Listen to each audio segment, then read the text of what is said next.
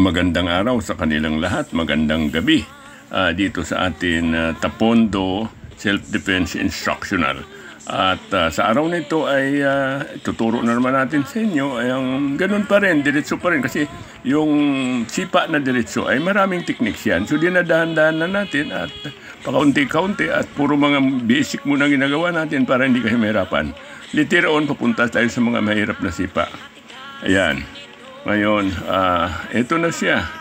At panoorin nyo para makita nyo at sundan nyo ako at matuto kayo. Palagi ko sinasabi na kailangan mabilis tayo. Kaya kahit na ako ay 82 years old na, mabilis pa rin. Dahil sa, dito naman kasi sa atin techniques na ito ng Tapondo, ay hindi tayo nagpa-block. Kasi malakas ang sipa. Pag block natin, delikado tayo. So titingnan nyo ito.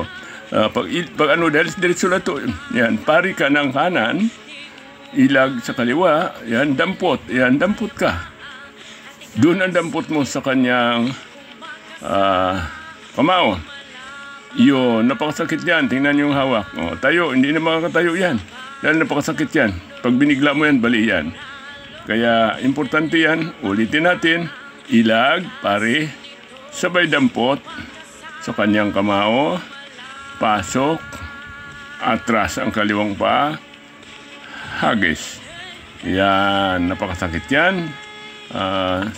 Sana nasundan nyo ako at nang matuto kayo sa araw nito. Kaya bawat papanood nyo sa mga video ko ay may matutunan kayo. Kaya sana matuto kayo ng mabilis.